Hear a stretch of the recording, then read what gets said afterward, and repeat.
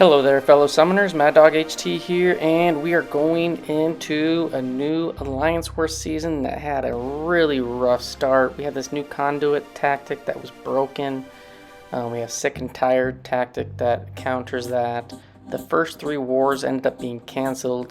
They had issues with the bans for the permanent bans that was supposed to be Hercules and Torch, and then the tactic was basically blowing up and shutting down people's fights. I showcased that when I went in trying to test out if Human Torch would work when you technically shouldn't have been able to bring them into that first war. Those ended up being canceled. We still won all three of them. They were meaningless other than the fact that you did still gain war rating, so it's a little bit different than an off-season war because you just normally get rewards for winning or losing, but this time you got the rewards plus the Alliance War rating, which, you know, some could say, oh, you can tank or take advantage of it or take advantage of trying to get it higher or whatever. But for us, we just try to play, win, get the loyalty and the rewards that we could, and, you know, very, very relaxed, still like other off-season wars. So yeah, not too bad a result, but that did boost our war rating a ton. So our first war with these fixed tactics and the bans and everything was against JA, Jedi Assassins, and here's a little preview of my fights. So our bans were Spider-Man 2099, Ghost, and APOC, and then obviously Torch and Hercules are permabanned. Here's a quick look at JA's map. And you can pause and take a quick look at it if you want and see what they placed. But I'm in BG2, so this is the map that I'm going up against with my battle group. And yeah, the thing about this tactic was it was broken, and they fixed it, and then they even fixed it a little bit more. And so some of the encounters that we had that we knew worked in the off season, they did not work this war, namely Tigra for certain fights, and it really messed up some of our attack bonus, just to be honest. But we are trying, so we're not taking it like super easy like some are. We are using items and stuff like that. We're gonna treat this like pretty much any other season. So first up, we're going up past 7. This is node 7, has Conflictor and power efficiency. This Longshot is a significantly easier fight now that we don't have the miss tick tactic in play where we have the miss when you trigger a buff. So I can just freely hit this guy as long as I manage his power, which this guy's running max MD, so you're going to see that in a second. I think I'm going to throw a special. No, I think I was going to convert those. So here you can see a Dex, boom, it shoots him up on power with that precision coming off. But, you know, Thing is a excellent counter for Longshot because his special 1 and 2, even if you get hit by it with Pure Heart up, it literally does like no damage to you. So here we're just going to try to bait out this special. I do have an invuln boost on for this, and so if I do get special 3'd, it's going to do nothing. I could just activate protection and eat this as well, but then you do get stunned coming out of the special 3. But he finally throws another special 1. He's still back at his regular special 1.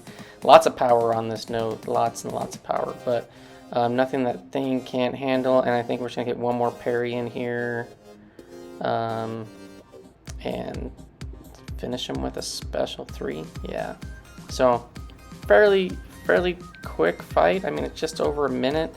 You know, sometimes Longshot's AI, he just goes super stingy with throwing his specials. But there are other counters on for doing that node. But for me, I'm always gonna bring in Thing. And then next up we have this Rintrah, who's on Vivified and Brute Force. I still have that invuln boost going, just a regular set of green, yellow and red boosts, orange boosts, whatever, health attack, and health. And for this fight, it's just going to be a lot of heavies. So you want to keep his mystical charges, that little icon there that he's got, When you hit him, he builds it up. When you knock him down, you take off like 5. And you never really want to let him get 10 or more, because that's when he starts going like unstoppable, and then he can go stun immune and then start rooting you, and all kinds of shenanigans can start happening.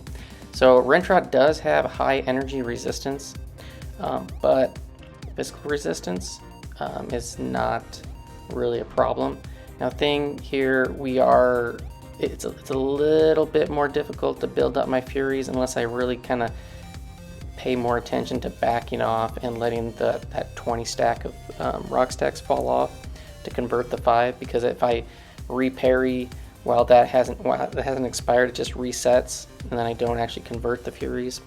On these special 2s, I'm just blocking it because it's going to trigger protection and just not going to take damage. Now there I'm not even sure why I ran into that heavy, but really didn't hurt because I had protection up. Triggered the unstoppable. Here I'm going to throw the special 3 before brute force comes back up. And brute force can be mitigated by things protection, which is really nice. Get some decent damage off of that special, 31,000. And then here I'm being careful to make sure that he doesn't get pushed to special 3 with those 2 buffs falling off. Comes just short, and now I'm just waiting for him to throw a special because I have the dex on. I mean, I do have the invuln boost on. I probably should have just eaten it, but I don't know if I can prevent eating a special. I'm gonna prevent it. Just wait it out. And a little bit of brute force damage here and there. It's not that big of a deal. He does put on a neutralize. Now there, I don't know. I didn't think I was too delayed on that, but he sure did come out of that stun quicker, or I entered my attack slower than all my other heavies. And now we're up to 60 Furies, so we got our max damage potential. Just block the special 1, let it trigger protection, no big deal, because that's, or not special 1, special 2, because that special 2, if you get hit by it, ooh, it gonna hurt.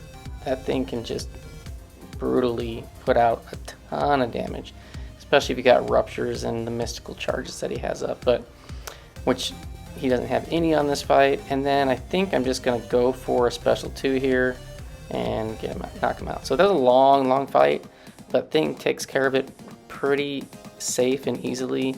Not a lot going on, just a lot of heavy counters, baiting.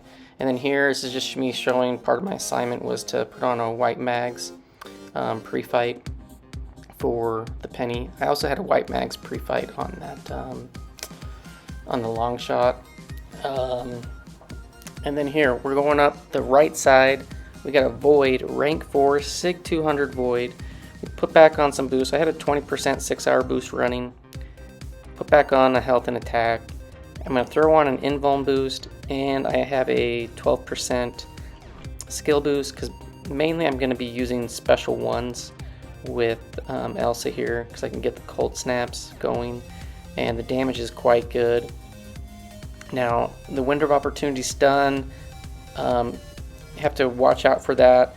If I do have my counter evade up, that can bypass that, so I can use that basically to get an opening. Here, launch a special 1. You can just see like all the damage that's going on that void. It's going well. And the other thing you have to watch out for in this, like right there, we're getting the slow debuff up. So if I had to evade a special, I would need to keep that in mind because it could basically fail my dexterity. But Elsa just shrugs off all of the disorients that I might get on for blocking. Shrug off the intimidating presence debuffs if I happen to not be on one of those 10 combos. And yeah, not too bad. She's a great counter for void on that node. So we take that down and we move over to path 9. We have America Chavez here.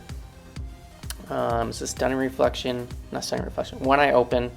So if you stun and you hit, any damage that's done under the stun is reflected back to you. And it's got hazard shift, shock, and bleed, which is pretty irrelevant for Thing because he's shock immune, he's bleed immune. It will basically, the only thing that it will do is if she's in the bleed phase, it will convert my rock stacks into Furies, which is fine. So here I build up 20 stacks, I parry heavy, and you're like, whoa, you hit her under the stun? Well, I have 20 rock stacks, my thing is max sig, and then I can go back in for another parry into a combo, and I take no damage back because protection basically mitigates all of the damage that I would take. So I'm going to be blocking. I generally block her special 1, and I think the main reason for that is in AQ I fight her on a path where if you block it, you get a prowess. And now there, I totally missed the parry on the block. We're getting backed up here. She's got 2 negative zones, so if she throws this special 2, it's going to be fully unblockable. We have used 1 invuln boost, so here I just throw the heavy into it to trigger protection manually, because I don't know, I've dexed her special 2, but consistently I have not. So I just trigger protection to eat it. Technically I had the invuln boost going as well, but then we're going to throw the special 3, get a bunch of damage. We got those buffs going. I don't want to hit her because I don't want to get her too much power while she's got these negative zones up, because I don't want to push her another special 2 while she has that negative zone up. Otherwise it's going to be unblockable. Of course, she's just going heavy happy. I do get hit here, triggers protection in the corner, lots of power, but we're just gonna smash her out, and I think we're just gonna block and counter. So a lot of special ones. If she's throwing the special ones, which sometimes she'll be pretty willing, you can just dex it, but I was just trying to prevent the extra MD power gain. That's why I'm blocking them. And Chavez goes down. Not the cleanest fight, but thing, it's one of the abilities that I love. He's just super tanky. You can kind of mess around a bit and still be okay. So now here we're going back in. This is my last fight. Quote, last fight. It's a Magneto. He is Conduit. Hazard shift, shock and bleed again, and then Nerves of Steel. So every 6 seconds, I think, or 8 seconds, there's going to be an armor up passive that gets built up, and basically to remove those, you got to hit into the block. Now, because Magneto's a Conduit defender, if I knock him down with a special 1, a special 2, or a heavy, I'm going to start triggering, the energy debuffs. I think it's like shock first, and then you get like a cold snap and some other ones, and those get applied. And then any damage that you do while those debuffs are up is basically almost all of it's healed back. 80% of the damage is healed back. So I'm not going to be doing any of those knockdowns. So it's all going to be about just combos, special 3. Special 3, even though you are knocking them down, it does not count as a knockdown. So you can safely throw the special 3s without having to worry about triggering those debuffs and then having to get around all the extra healing from the damage that you're going to do. So you can see I just knock him down with the special 3, no debuff applied. It would have been a shock. And I didn't heal in this fight because it was my last fight, and Magneto is a super easy defender. I can't be bled, I can't be armor broke. Like, thing is gonna do plenty. It's gonna be hard for Magneto to kill me unless I just like totally drop my phone. So I didn't heal up because when I can, I'm going to wisely conserve some of the loyalty spend, but when it matters, I'm going to be using items and boosts and all that kind of stuff. So we're just kind of smashing it out. I'm not going to use a special here because I don't want to. A special 2 possibly could have killed him, but he's got those armor ups and it's going to mitigate some of the damage that I do to him. And I could have thrown the special 3, but that would have just taken more time on the war clock. So I just combo him out. 72 hits. Magneto goes down. So that was all of my fighting assignments. Now here I'm going to move up to this Sasquatch. I'm going to apply another white Magneto pre-fight, my last one. And I think Demps takes that Sasquatch with his kitty. Does a great job and gets the solo. Now the one thing, the assignments that we had for the boss did not work with the fix. the extra fix that we weren't aware of, and we ended up losing all the attack bonus, I think, plus another one. So I think we had 4 deaths on this Doom boss, and you know, they were just like, hey, let's just go in and knock him out. And he only had 55k left, and I'm like, you know what, Thing can do that. Now Thing definitely, he does not have the damage output to do a Thing boss, or a Doom boss. And you're gonna see he started at like 11 or 12%, and this is gonna go about a minute and a half. And this is in Assassins. I have 2 out of 5 Assassins. I am not boosted. I have 0 boost on. No health, no attack, no health and attack, no nothing. It's just straight up my masteries. But it's gonna take quite a bit of hits because I'm only doing like 1,000 damage on my mediums and something less on, 1,300 and almost 900 on the mediums and the lights. And if I happen to crit, which Doom's crit resistance is really, really high, you know, so I'm just baiting special ones, and we're just gonna finish this off. Thing is a good Doom counter as far as survivability, but as far as like fighting and doing it quickly and efficiently, it's not by any means. And I think I'm gonna have him throw one more special, and then we're gonna go and just special 3 him. So we finished off the boss, get a boss solo, not really, 10%, about 10% of his health, and it took about a minute and a half. So I mean, it would take a really long time to take down a Doom with Thing, more than 5 minutes worth. Even, you know, I wasn't building up rock stacks and stuff like that, but he's just not a viable option. But we cleaned up the mess that we had made, and we had 9 deaths in our battle group. 4 of those were on the boss, and 1 didn't count. They had 2 deaths, and you know, Jedi Assassins, they did actually really, really well.